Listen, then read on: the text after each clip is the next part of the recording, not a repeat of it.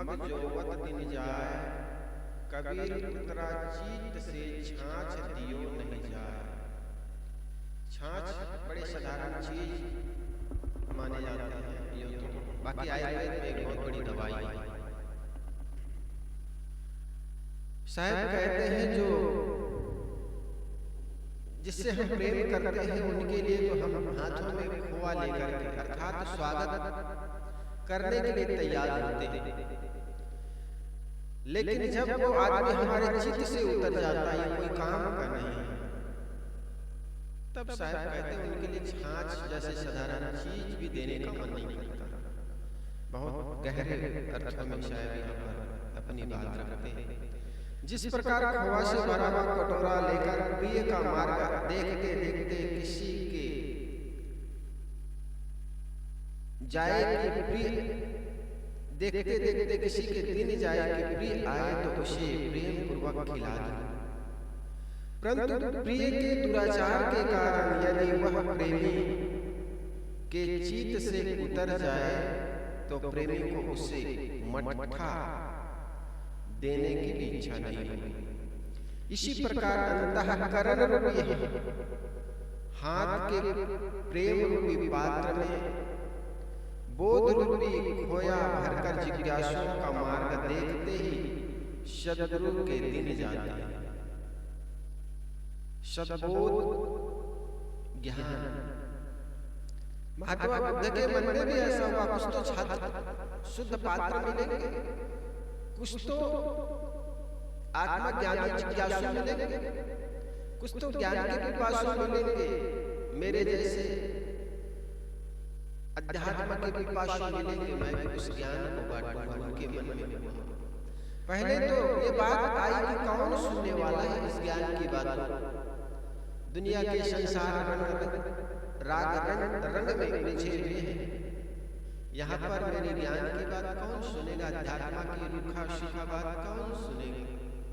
उनके मन में आया, फिर सोचता हो सकता है मेरे जैसे जिज्ञासु हो, मेरे जैसे अंदर से पिपासु हो, उनको मेरी बात सुनने में आए तो चल करके मैं संसार को बोधिसत्व का ज्ञान दूं और वे ऊपर से नीचे आए, अर्थात अपने ज्ञान के उस उच्चतम दशा से सामान्य जिज्ञासुओं को ज्ञान प्रदान करने के लिए नीचे आए।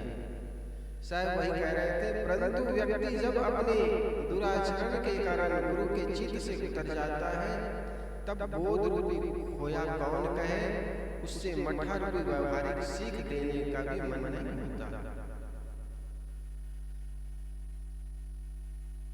एक घर के मालिक था, उनके दरवाजे पर एक भिखारी आया। भिखारी क्या? भिखारी के वेश में संत आया, भिक्षुक आया।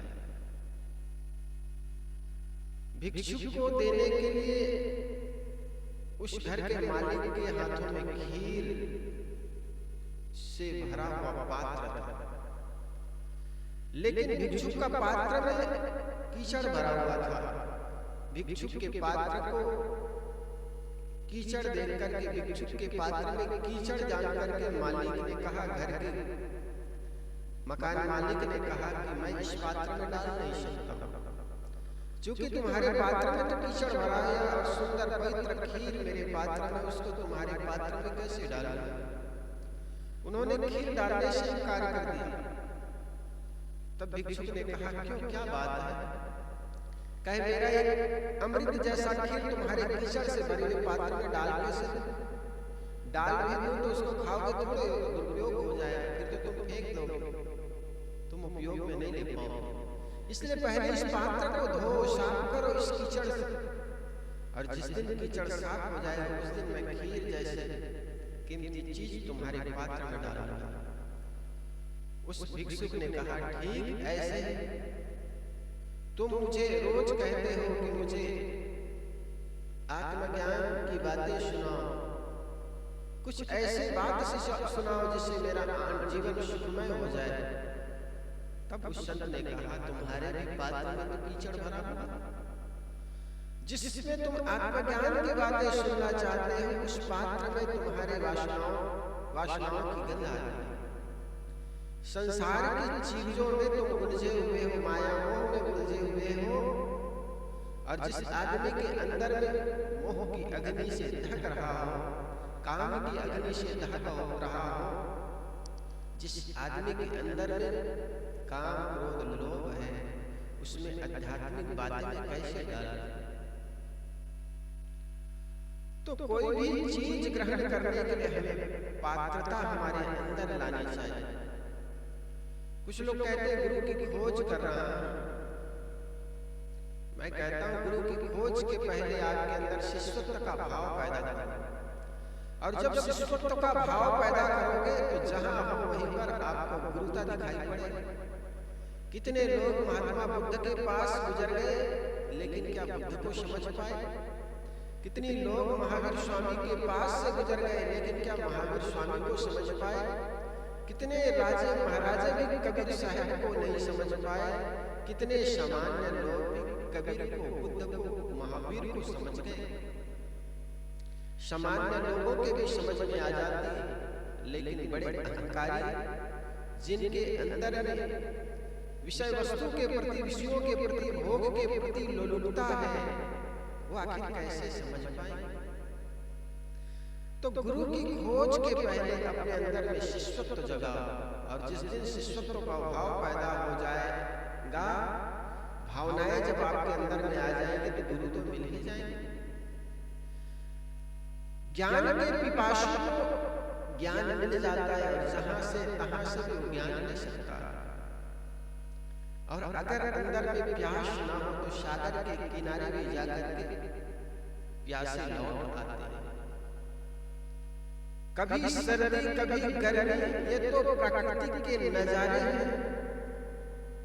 कभी सर्दी कभी गर्मी, ये तो प्रकृति के नजारे हैं। प्यासे वे भी रह जाते हैं जो दरिया के किनारे। ये सर्दी और गर्मी तो ये प्रकृति के नजारे हैं। प्यासे वे भी रह जाते हैं जो दरिया के किनारे हो, अर्थात सागर के पास जाकर के भी आदमी प्यासे रह सकता है।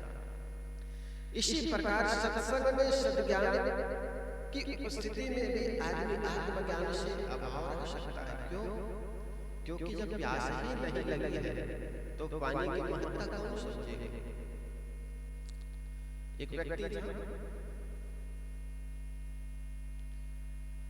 रेलवे स्टेशन में पानी बेच रहा था। पानी ले लो, पानी ले लो, 8 आने का 1 गिलास, 8 आने का 1 गिलास, 8 आने का 1 गिलास। एक आदमी ट्रेन से उतरा, कहे 4 आने का 1 गिलास नहीं दो। उसने कुछ बोला नहीं, आगे बढ़ गया। वो आदमी वहीं पर खड़ा था। जब लौट के आया तो पानी खत्म हो गया था। उस पानी के मोल भाव करने वाला व्यक्ति ने कहा, यार नहीं दिया तो कम से कम बताना तो चाहिए, नहीं दिया मैं 4 आने में नहीं दूंगा। तुम बोले भी नहीं, कुछ उत्तर दिए नहीं। कहे इसलिए नहीं बोला। कहे क्यों? क्योंकि तुम्हारे अंदर प्यास ही नहीं है। और प्यासा व्यक्ति कोई मोलभाव करता? प्यासा व्यक्ति मोलभाव नहीं करता, वो तो बस पी जाता।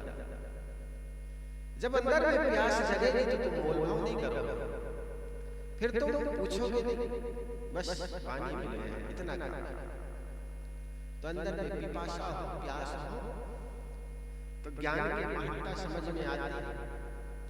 अन्यथा प्यास न हो तो दरिया के किनारे जाकर के आदमी प्यासे रह जाते हैं। तो दरिया का पानी खारा होता है, लेकिन शायर का बहुत अच्छी बात, एक अच्छी संदेश समाज को देना चाहता है कि संसार के इस सागर के बीच भी ज्ञान की बातें हो रही हैं। इस भौतिक संसार के बीच ही यानी संत रोज ज्ञान की बातें दोहराए जा रहे हैं, और इस ज्ञान की बातें दोहरा रहे हैं, उसमें भी हम प्यासे रह जाते हैं। इसका मतलब है कि हमारे अंदर पात्रत्व पैदा नहीं कर पाए, और सत पात्र को उनकी जिज्ञासा उनकी पूरी हो जाती है। इसलिए पहली बात अपने अंदर पात्रता पैदा करें। तो इसी बात को शायद कहते हैं, या मनुष्य का सहज स्वभाव है कि वह प्रेमवश जिसे अपना सर्वस्व देना चाहता है, वही व्यक्ति जब चित्त से उतर जाता है तब उसे फूटी आंखों से भी देखना नहीं चाहता। परंतु यह उदाहरण उस पर नहीं लगता जो निष्काम है, रागद्वेष रहित है, सद्गुरु संत और सज्जन सद शिक्षा देकर सबका कल्याण करना चाहते हैं। इस साखी की पहली पंक्ति में गुरु का उदाहरण का वर्णन है। वर्णन सब बड़े रोचक ढंग से है। गुरु सच्चे जिज्ञासु एवं मुमुक्षुओं का रास्ता देखते हैं कि कोई सत्पात्र आवे तो उसे मैं सद्बोध देकर उनके उद्धार में सहयोगी बने। उसका अर्थ यह नहीं कि गुरु शिष्य के लिए बेताब होता है। सच्चा गुरु वही है जो संसार में निष्काम है, परंतु वह निष्काम होकर भी संसार के हित करना चाहता है और सत्पात्र को सत प्रेरणा देने के लिए उत्सुक रहता है।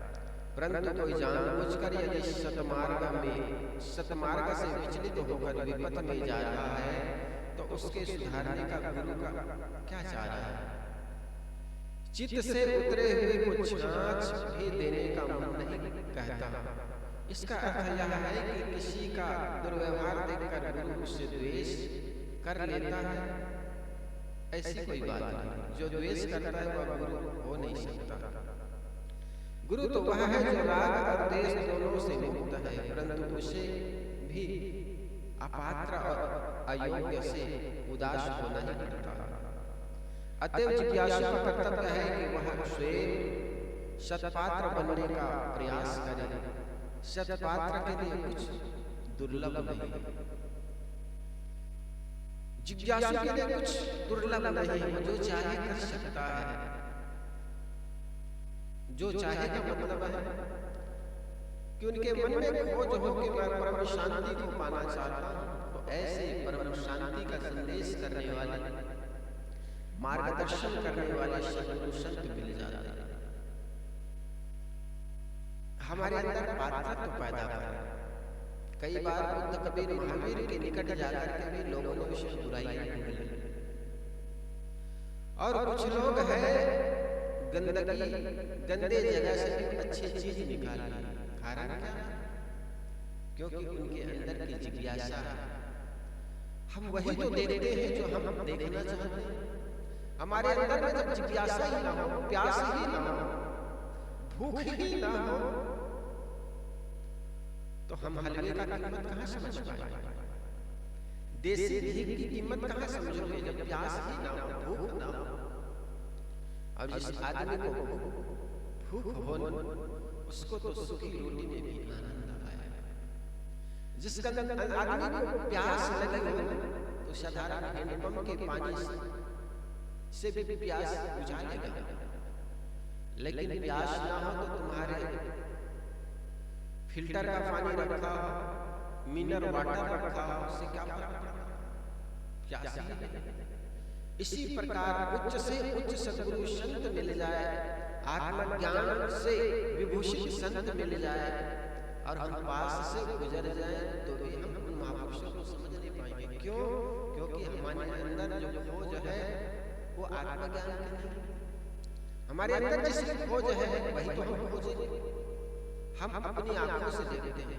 गोस्वामी जी का वो पंक्ति बहुत सुंदर है, कब मूरत देखी तिन तैसी, जागी रही भावना जैसी, कब मूरत देखी तिन तैसी। जिसकी भावना जैसी होती है वही दूसरे में देख लेता है। जिसको सद्गुरु कबीर ने कहा, देख प्रतिमा आपने भूख भूख मर जाए, दर्पण केरी गुफा में स्वनहा बैठा जाए, देख प्रतिमा आपने भूख भूख मर जाए। यह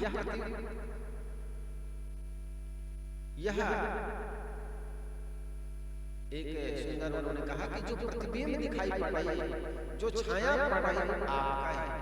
यह तत्व से वह तत्व है, यही से वह हो। जो ये शरीर है उसी का प्रतिबिंब तो कांच शीशा दिखाई देगा आपके अंदर। शीशा के सामने खड़े हो जाओगे, अगर चेहरे पे तुम्हारे दाग है तो आईना में भी आपको दाग दिखाई पड़ेगा। गालिब ने बड़ा अच्छा कहा, दाग चेहरे में था और शीशा साफ करते रहे। दाग चेहरे में था और शीशा साफ करते रहे। दाग हमारे चेहरे में और शीशा साफ करते रहे। इसी प्रकार हमारे अंदर गलतियां हैं, लेकिन हम बाहर गलतियां देखना शुरू कर दें। इसमें वो गलती है, इसमें ये गलती है। एक आदमी था, उसको सब में तर्क करने की आदत थी। तर्क हर चीज में तर्क कर देते। एक बार कहा, चलो भगवान में बहुत सी गलती है। अच्छा, दो मित्र थे, भगवान में क्या क्या गलती, चल मैं दिखाता हूं। अच्छा गए, वो छोटा सा बड़ा आम का पेड़ था, छोटा छोटा आम फला था। उन्होंने कहा, देखो भगवान की बुद्धि कैसी, इतना विशाल झाड़ है, इतना छोटा छोटा फल लगा। आगे गए, झोपड़ी में छोटी सी बेली लगी हुई थी, चढ़ी हुई थी, कुमड़ा की बेली, उसे बड़ा बड़ा कुमड़ा फला हुआ था। उन्होंने कहा, एक गलती नोट करो, ये भगवान की गलती है। इतनी छोटी बेली में इतना बड़ा बड़ा कोहड़ा का फल लगा, और ये कोहड़ा का फल तो आम के फल में लगना चाहिए, इतना बड़ा। देखो पहली गलती भी कितनी बड़ी गलती। ऐसे करते करते आम के नीचे, आम झाड़ के नीचे बैठ गए। उतने में वो देख रहा था कि इतना छोटा छोटा आम है, एक आम गिर कर उनके नाक में गिर गया।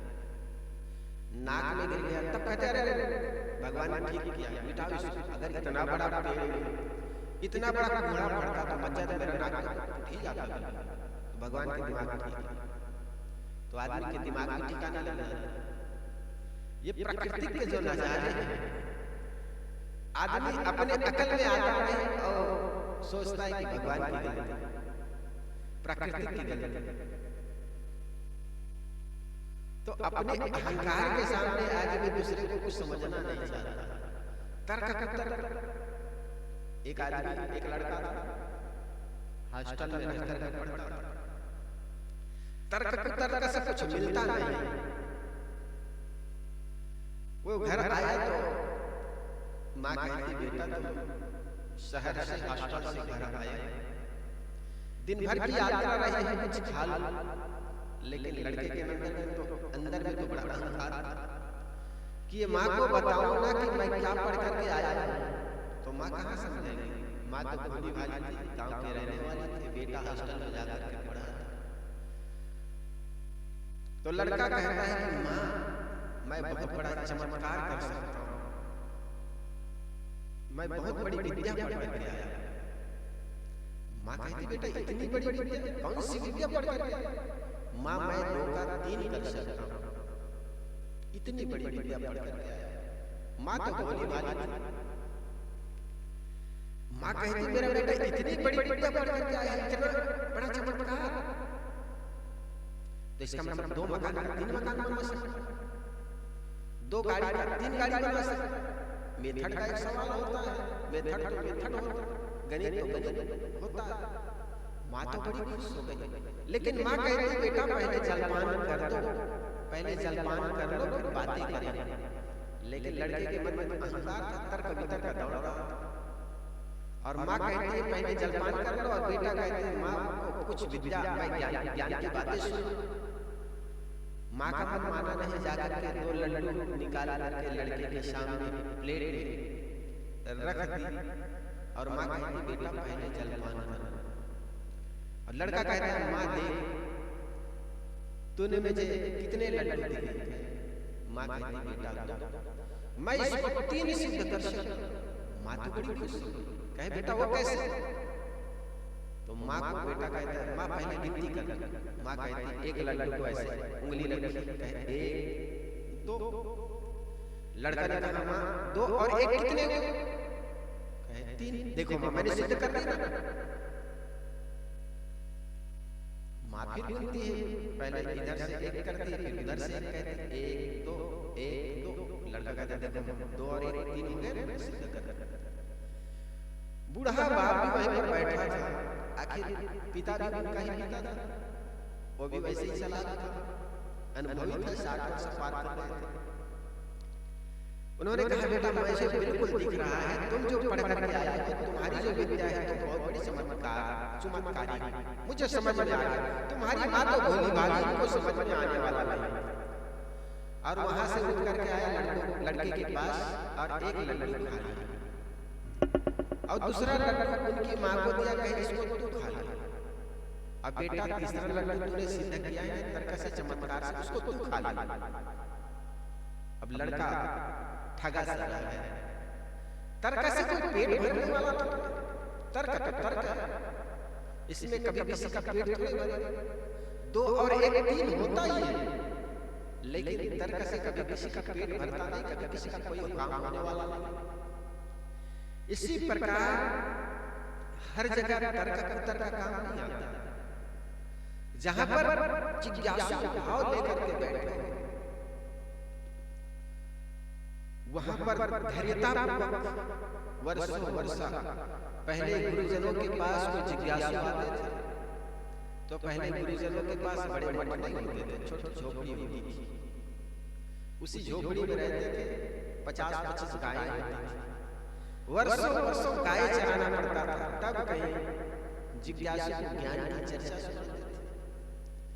गुरुजी के पास कहते थे, गुरुजी कुछ ज्ञान की बातें कहिए, तो गुरुजी कहते बेटा हम विद्या की बात मैं तुम्हें सुनाती हूँ, उसको याद करो। वर्षों वर्षों याद करते, चिंतन करते, मनन करते, अनुभव करते और साथ साथ गायों को चराते, जंगल में ले जाते।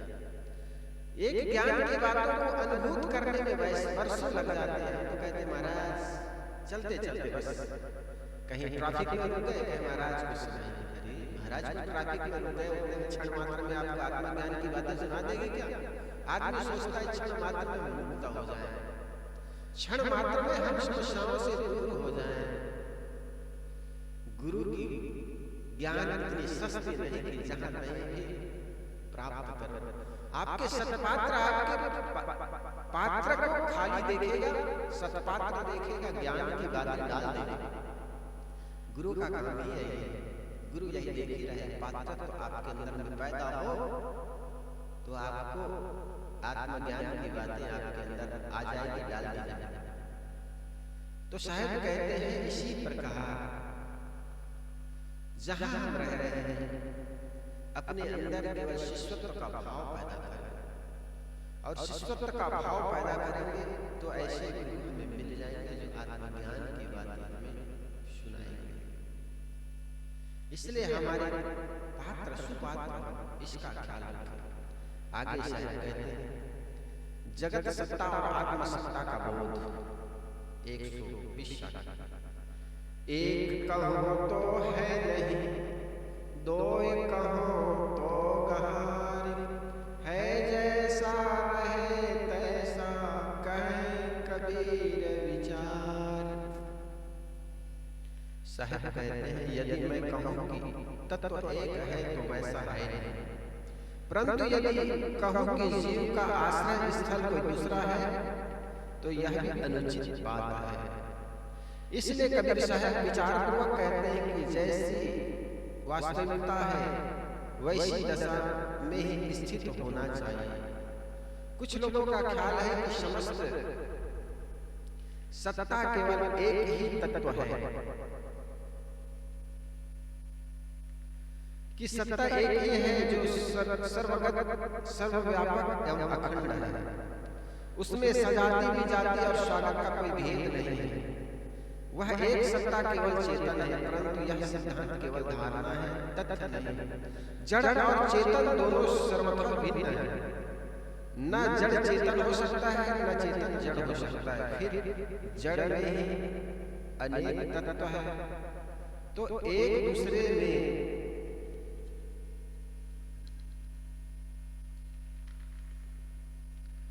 नहीं बदल सकते, एक दूसरे में नहीं बदल सकते। मिट्टी, पानी, आग, हवा ये 4 जड़ तत्व एक दूसरे से भिन्न है। वैज्ञानिक ने 100 से अधिक तत्वों का निर्धारण किया है। ऑक्सीजन, हाइड्रोजन में नहीं बदल सकता, ऐसे अनेक मौलिक तत्व दूसरे में नहीं बदल सकते। इधर एक जीव दूसरे जीव से अलग है, इधर एक जीव के सुख दुख एवं बंधन मोक्ष दूसरे के लिए नहीं हो सकता। इस प्रकार जड़ चेतन की भिन्नता एवं जीव जीव की भिन्नता इतना ज्वलंत है कि इन सबको एक ही तत्व मान लेने की बात संभव ही नहीं। इसलिए सतगुरु कहते हैं एक कहो तो है नहीं। साहब कहते हैं प्रत्यक्ष अलग अलग तत्व है। कई बार भावुकता में हम कहा जाता है सब एक है, एक नहीं एक समान है। जीव अलग अलग है। अगर एक होता तो एक को उपदेश कर दिया जाता और फिर उपदेश भी करने वाला फिर तो अलग होगा, इससे नहीं हो ही गया। तो हर जीव अलग अलग है। सत्य इसलिए कहा जाता है जितने जीव हैं उनके जीव अलग है, मेरे जीव अलग है, लेकिन एक समान है। जैसे एक ही समान किसी को अपमानित किया जाए तो सबको अपमान लगेगा। क्योंकि एक समान है। सुख के चीजों में सुख भासता है, दुख के चीजों में दुख भासता है। ये भी हमारे मन की समझ पर डिपेंड करता है। एक आदमी जिसको सुख रूप मानता है दूसरे को उसको दुख रूप मान लगता है कि नहीं लगता। तो इससे स्पष्ट हो जाता है कि सब जीव अलग है। मेरा जीव अलग है, आपका जीव अलग है।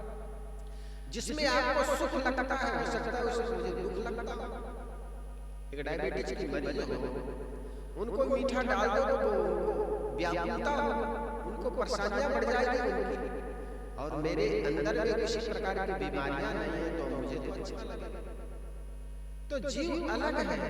इसी प्रकार जो पांच तत्व ये भी आपस में मिला हुआ नहीं। पांच तत्व भी अलग है।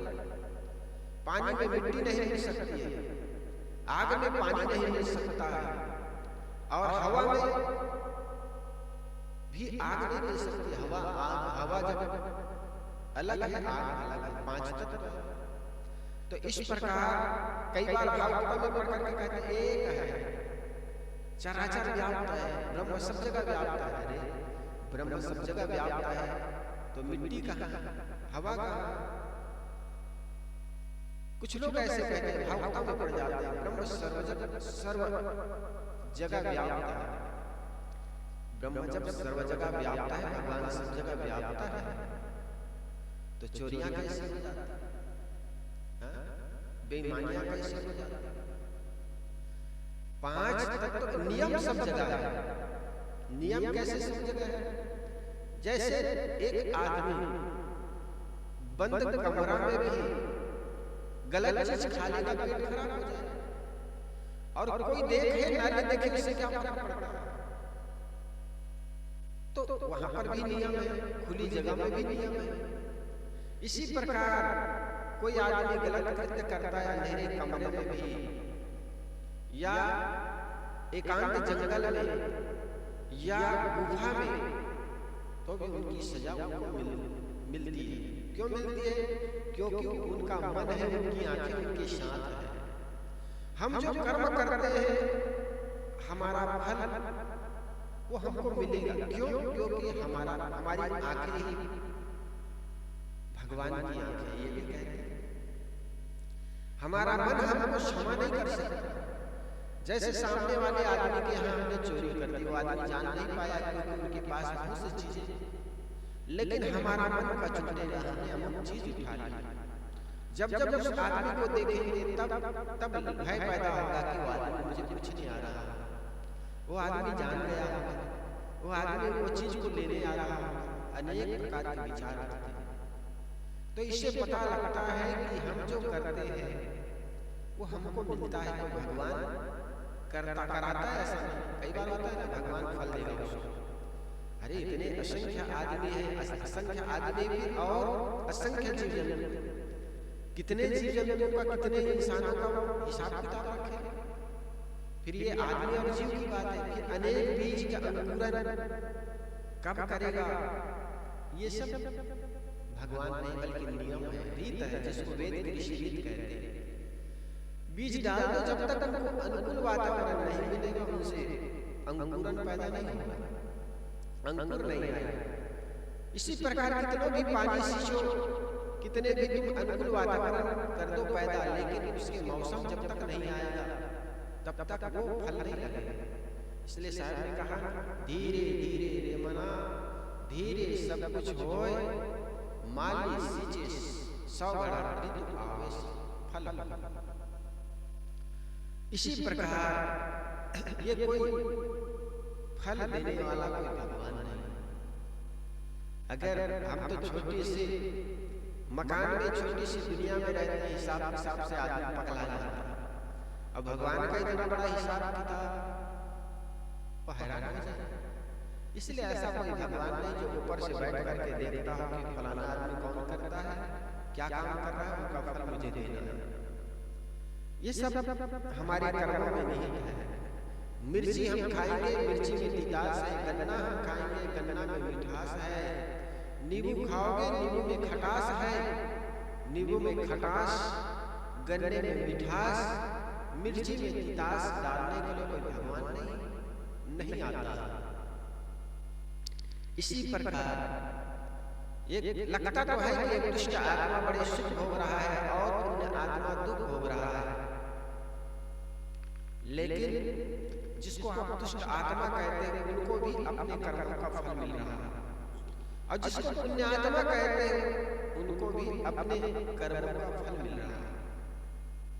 वो देर सवेर होता है, लेकिन देखने में भले लगता है। कई बार ऐसा लगता है कि देखो पापी लोग बड़े मजा ले रहे हैं, और हम पुण्यात्मा इतना दया क्षमा करते हैं, इतना दान धर्म करते हैं, हम दुख भोग रहे हैं। ऐसा देखने में लगता है, लेकिन हमारे अपने प्रारब्ध, कल का किया हुआ, परसों का किया हुआ, पूर्व जन्म में किया हुआ ये कर्म हमारे इस जन्म में प्रारब्ध के रूप में आता है। अभी वर्तमान में जिन लोगों से हमारी मुलाकात होती है, वे ऐसे थोड़े आ जाते हैं। पूर्व जन्मों के हमारे कुछ लेन देन है, कुछ सहयोगी मित्र बन के आ जाते हैं, शिष्य बन के आ जाते हैं, बेटे बन के आ जाते हैं। वो हमारी सेवा करते हैं, और कई बार पुत्र के रूप में कुछ शत्रु भी आ जाते हैं, मित्र के रूप में कुछ हम पूर्व में किए हुए पुत्र आ जाते हैं।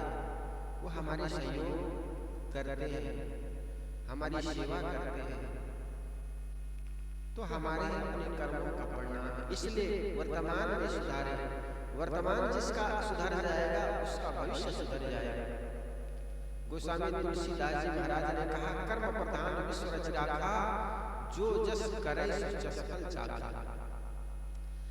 हमें जो कुछ मिल रहा है वे हमारे अपने कर्मों का परिणाम है। इसलिए वर्तमान को सुधारे, भविष्य में जो हो चुका, जिसको हम प्रारब्ध कहते हैं, भाग्य कहते हैं, भाग्य का निर्माता कोई ब्रह्मा नहीं, कोई भगवान नहीं, बल्कि आप ही अपने भाग्य का निर्माता हैं। इसलिए अपने कर्मों को सुधारोगे भाई, तुम पर जुल्म है न ईश्वर खुदाई। अपने कर्मों को सुधारें, और जो व्यक्ति अपने कर्मों को सुधारते हैं उनके लिए किसी डरने की बात नहीं। वो डरेगा, हमारे कर्म हमको डराता है। जैसे कोई पाप मन में पैदा हो गया तो मन में सोचते हैं कोई आदमी कुछ कहा ना, जैसे चोरी का भाव पैदा हुआ मन में, हम इधर उधर देखेंगे, देखो एक कुत्ता होता है, कुत्ता का जब स्वभाव होता है थोड़ी सी चोरी प्रवृत्ति की, इधर उधर आगे पीछे देख लेता कि कोई देख तो नहीं रहा, बिल्ली आगे पीछे देख लेगी, फिर वो रोटी रखी फट से उठाएगी और भागेगी, वहीं पर बैठकर खाएगी। ऐसा नहीं, क्योंकि उनको पता है कि मैं ये चोरी से उठा रहा, कोई देखना नहीं, क्योंकि कल डंडा मारा। तो इस प्रकार हमारे मन में जब चोरत्व का भाव पैदा होता है तो भय पैदा होता है, देखते इधर कोई देख तो नहीं रहा, तो हमारे कर्मों का ही परिणाम हमको मिलता है। ठीक इसी प्रकार कि चराचर अगर व्याप्त ब्रह्म होता तो यहाँ पर जड़ चेतन जो है वो भी तो दिखाई पड़ता है। इसलिए साहब ने कहा एक कहूं तो है, मैं एक कहूं कि यहाँ ब्रह्म है, सब जगह व्याप्त है, तो एक नहीं, क्योंकि इसमें जड़ भी है। दो एक कहूं तो गाली कहे साहब, दो कहता हूं कहते भी नहीं बनता, क्योंकि अंत में मैं अजर अमर अखंड, ये भाव जब तक पैदा नहीं होगा तब तक आदमी संसार के भौतिक चीजों से भी अपने मन को उपराम नहीं कर सकता। आगे देखिए कितने सुंदर शब्द कहते हैं। व्यापक शब्द महिमा परक है। संसार में एक भी ऐसा तत्व नहीं है जो एक अखंड और व्याप्त हो। यदि एक अखंड व्याप्त सत्ता हो तो दूसरे का अस्तित्व भी नहीं हो सकता। इसके अलावा एक अखंड व्याप्त सत्ता होने से गति एवं सृष्टि असंभव है। अतएव निरंतर प्रवर्तनशील संसार में एक अखंड सत्ता व्याप्त सत्ता कहना हद दर्जे की व्यामोह। इसलिए अनेक जड़ तत्वों की सत्ता अलग अलग है और अनेक जीवों की सत्ता अलग अलग है। यह ठीक है कि सबका सत्तापन एक है, अर्थात सबकी सत्ता है, किंतु वे सब एक दूसरे से अलग अपना अपना अलग अलग व्यक्तित्व रखते हैं। इसलिए केवल एक ही तत्व है यह नहीं कहा जा सकता। यह अनुभूति जगत का वर्णन हुआ। जगत का व्यवहार ही द्वैत से चल रहा है। सबको एक कैसे कहा जा सकता। अब परमार्थ क्षेत्र में आइए। परमार्थ परम अर्थ श्रेष्ठ प्रयोजन स्वरूप स्थिति में आइए। इसमें दो कहो तो गाली होगी। जब सारे संकल्प छूट जाते हैं तब समाधि होती है। यहाँ स्वरूप स्थिति है, इसमें दो नहीं है। संकल्प एवं स्मरण के कारण ही संसार जीव के सामने आता। ये जो संसार है हम संकल्प करके उठाते हैं कभी तो भासता। संकल्प से हम छोड़ देते तो एक कहाँ होता है, एक रह जाता है। अहम सुख चेतन वही हूँ जिसको मैं खोज रहा हूँ। जब जब हम विचारों में उठते हैं तो द्वैत हो जाता है। संसार हमारे सामने होता है। पुत्र है, परिवार है, कब तक? जब तक हमारे स्मरण में, याद में। और स्मरण से हम टूट जाए, तोड़ दें स्मरण को, तो न तो पुत्र है न तो पत्नी। बहुत गूढ़ बात है, इसको समझे। एक माँ थी कमरे में, बाहर से किसी ने आवाज की तुम्हारा बेटा गिर गया है। वो माँ रोने लगी। हाय रे दैया, मेरे बेटा गिर गया कुआं में, गिर गया है कुआं में। इतना सुनते रोते रोते निकली और जाकर के कुआं में झांक करके देखी तो पता चला वो तो पड़ोसी का बेटा है। अब वो रोना बंद हो गया। रोना क्यों बंद हो गया? उनको लगा कि मेरा बेटा नहीं। वही बेटा अगर उनका खुद का बेटा कुआं में एक्सीडेंट हो गया है, उनको पता नहीं। उनको स्मरण में तो यही है कि मेरा बेटा बाजार गया है, इतना ही जानता है। लेकिन एक्सीडेंट से मर गया है अभी जान नहीं पा रही है। तो जान नहीं पा रही है तो वो रोती नहीं। क्यों? क्योंकि उनको लगता है बेटा तो बाजार गया है। लेकिन किसी ने स्मरण में, याद में उनके दिला दिया, बता दी ये बात कि तुम्हारा बेटा एक्सीडेंट में मर गया। अब मर गया तो उनके बेटा मस्तिष्क में गुस्सा तो नहीं, केवल स्मरण के रूप में, याद के रूप में, संदेश के रूप में वो बातें गई। वो बात ही उनको याद दिला दी। वो रोने लग गया, मेरा बेटा मर गया। कई बार होता है कि वर्षों पहले वो घर से गया था काम करने के लिए, 10 दिन मर गए, 10 दिन पहले मर गया, 20 दिन पहले, 1 हफ्ता पहले मर गए। उनको पता ही नहीं, पीड़ा नहीं होती। पीड़ा तब होती है जब कोई बता दे।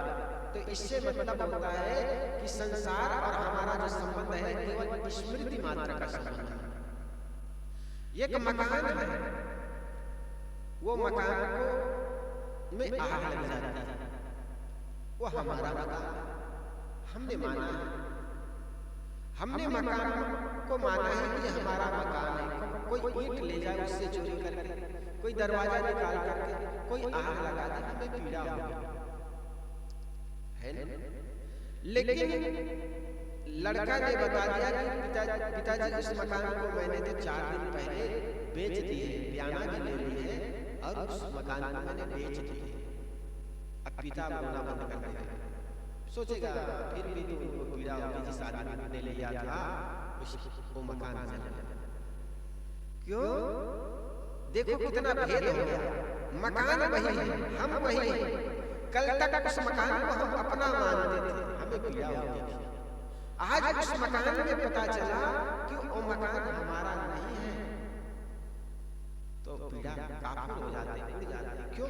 इससे पता चलता है कि संसार और हमारा जो मिलन है, संसार और मैं और मेरा का जो संबंध है केवल स्मृति मात्र से है। इसलिए हमें ये संसार ऐसा लगता है, इसी से जब हट जाते हैं मन, ये स्मृति को खो देता है, स्मृति से लौट करके अपने में आ जाएगा। सतगुरु श्री अभिलाष ने कहा, जब मन विषयों से मुड़कर अपने में आ जाएगा, तब सुख का स्रोत खुलेगा जो है अनंत अपनों। जब स्मरण को तुम लौटा करके अपने में ले आओगे, परमार्थ बात यही स्वरूप स्थिति है, इसमें दो की गुंजाइश नहीं है। जब तक दो है तब तक समाधि नहीं, स्वरूप स्थिति नहीं। संकल्प और स्मरणों के कारण संसार जीव के सामने होता है। यदि स्मरण एवं संकल्प ही समाप्त हो गए तो जीव के सामने संसार आ ही नहीं सकता। यहाँ न जड़ तत्वों का संबंध संभव है और न दूसरे जीवों का। यदि मेरे संकल्प समाप्त हुए तो मेरे लिए द्वैत समाप्त हुआ है ना? जब तक याद है तब तक द्वैत है, लेकिन जैसे याद खत्म हुई तो द्वैत खत्म हो गया। द्वैत तब तक भासता है, मैं और तुम तब तक भासता है जब तक मेरा स्मरण, लेकिन स्वरूप स्थिति में ठहर जाने में वहां पर अद्वैत रह जाता है। इसलिए शायद कहते हैं द्वैत कहो तो है नहीं, एक कहो तो है नहीं, दो एक कहो तो गारी है, जैसा रहे तैसा कहे कबीर विचारी। संकल्पों एवं स्मरणों के कारण ही संसार जीव के सामने होता है। यदि स्मरण एवं संकल्प ही समाप्त हो जाए तो जीव के सामने संसार आ ही नहीं सकता। यहाँ न जड़ तत्वों का संबंध संभव है और न ही दूसरे जीवों का। यदि मेरे संकल्प समाप्त हुए तो मेरे लिए द्वैत समाप्त हुआ, फिर रह गए से शुद्ध स्वरूप स्थिति चेतन। फिर वहां तो कहना जीव को गाली देना, इसकी तौहीनी करना है। जीव का आश्रय स्थल दूसरा नहीं है, यह अपने शुद्ध स्वरूप से अलग किसी ईश्वर ब्रह्म में नहीं लीन होता। कोई भी मौलिक तत्व किसी दूसरे के स्वरूप में स्थायी आश्रय नहीं पा सकता। यदि कोई कहता है कि जीव का आश्रय स्थल उससे कोई अलग ईश्वर या ब्रह्म है तो यह मानव जीव को गाली देना है। और ऐसी गाली नाना मत वालों ने दी है। उन्होंने कहा कि जीव अंश है, प्रतिबिंब है, आभास है, परिच्छिन्न है। जीव तो तुच्छ है, श्रेष्ठ तो ब्रह्म है जो उससे अलग है। यह सब जीव को गाली देने वाली बात है। कबीर देव कहते हैं कि यदि जीव तुच्छ है, श्रेष्ठ कौन है? जीव को हटा देने पर शिवत्व कहाँ फलित होगा? जीव से अलग ईश्वर ब्रह्म की कल्पना केवल कल्पना ही है, केवल अवधारणा ही है। जीव स्वयं प्रत्यक्ष है, वह खुद अपना आश्रय है, वह स्वयं अपना निधान है। जीव की स्वरूप में ही स्थित होती है, जीव अपने स्वरूप में ही स्थित होता है, पर स्वरूप में नहीं। इसलिए स्वरूप स्थिति में कोई द्वैत नहीं होता। स्वरूप स्थिति में चेतन अकेला रहता है, वही तत्पूर्ण अद्वैत है। ये तो यही है जो महापुरुष जड़ चेतन को मिलाकर अद्वैत की कल्पना करते हैं, वे केवल कल्पना करते हैं। वैसे तो सत्ता है ही नहीं। उन्हें जगत का डर लगता रहता है कि जगत यदि ब्रह्म से अलग सिद्ध हो जाएगा तो ब्रह्म का घाटा हो जाएगा। परंतु जगत तो है ही। पृथ्वी, चांद, सूर्य, असंख्य तारे, ये तारों से भरे इस जड़ जगत को कोई द्वैत अद्वैत की भूख से कहां बुला सकता? ये संसार जिसको हम देख रहे हैं, ये द्वैत तो है ही। मैं अलग, चेतन अलग और जड़ अलग। ये द्वैत भासता है, भासता नहीं, सत्य है। कुछ लोगों का कहना है कि ये ब्रह्म तो, ये जगत तो माया है। किसकी माया? ब्रह्म की माया। जगत की माया, ये ब्रह्म की माया। अब ये छाया रूप है। अरे छाया रूप है कहते हो तो ये जगत भासता है, केवल भासता है ऐसा कहने लगता है। और ये तो ब्रह्म की माया। ब्रह्म मालूम दूसरे पर माया फैला देते हैं। ये ब्रह्म अलग है, माया अलग है। पांच तत्वों का पसारा ये जड़ जगत, आकाश में तारे हैं, असंख्य तारे अपने स्थिति में वो घूम रहे हैं, ये देखने में आता है। लेकिन जिसको तुम ब्रह्म कहते हो तो देखने में नहीं आता है कि नहीं? इसलिए जड़ और चेतन द्वैत भी कहते हैं और अद्वैत भी कहते हैं, लेकिन है जैसा रहे तैसा। अगर हम अपने स्थिति में स्वरूप में स्थित हो जाए वहां पर अद्वैत है, लेकिन जब संसार में उतरते हैं संसारिक जगत में द्वैत तो है ही। जड़ चेतन है, जड़ है और चेतन, दो तत्व पसारा है संसार में। और जड़ और चेतन का मिलन तत्व जिसको हम जीवन कहते हैं। तो साहब कहते हैं असंख्य तारों से भरे इस जड़ जगत को कोई अद्वैत की भूख से कहां उड़ा सकता है? अद्वैत सिद्ध करने का मतलब है द्वैत की सिद्धि। भोले लोगों के अद्वैत सिद्ध में ही पुस्तकें नहीं बनाई, किंतु अद्वैत सिद्ध नाम की भी पुस्तक लिखी है। अद्वैत में विश्वास हो जाने पर वह किसके सामने अद्वैत सिद्ध करेगा? अगर अद्वैत में विश्वास हो गया तो किसके सामने अद्वैत सिद्ध करेगा? आप और मैं द्वैत हो ही। अद्वैत में विश्वास हो जाने पर कम से कम वह मौन तो हो ही जाएगा। इसलिए सद्गुरु ने कहा कि अद्वैत तो हो ही नहीं सकता। समस्त सत्ता अद्वैत नहीं है, सत्ता के नाना भेद है। अद्वैत है स्वरूप स्थिति में, स्वरूप स्थिति में दो नहीं हो सकते। स्वरूप स्थिति असंग दशा है। अतएव कबीर साहब कहते हैं कि मैं विश्व सत्ता और स्वरूप स्थिति दोनों पर गंभीरता पूर्वक विचार कर कहता हूँ कि जो जैसा है वैसा ही रहेगा। अद्वैत तथा जगत को मिथ्या कहने से न सब सत्ता एक में मिलकर के अद्वैत हो जाएगा, न जगत मिथ्या हो जाएगा, और न स्वरूप स्थिति में न दूसरे की सत्ता होना संभव हो जाएगा। पूरा काल से अनेक अद्वैतवादी इस विविधता पूर्वक विश्व सत्ता को अद्वैत कहते कहते चले गए, परंतु यह सब समय जैसा है वैसा ही विद्यमान है और आगे भी यह ऐसा ही रहेगा। इसके विपरीत जब जिस साधक ने स्वरूप स्थिति की है तब वह असंग हो गया है। कभी किसी जीव की स्वरूप स्थिति में किसी दूसरे की गुंजाइश नहीं हो सकी और न आगे हो सकेगी। जो जीव स्वरूप पस्त होगा वह केवल होगा, असंग होगा, निराधार होगा, अद्वैत होगा, अकेला होगा। वहां दो कहा ही नहीं, कहना ही गलत बात है। अतएव है जैसा रहे तैसा कहे कबीर विचार। परम सत्ता परम सत्य है जैसा रहे तैसा कहे कबीर विचार। ये परम सत्य है और द्वैत कहते नहीं बनता, अद्वैत कहते नहीं बनता।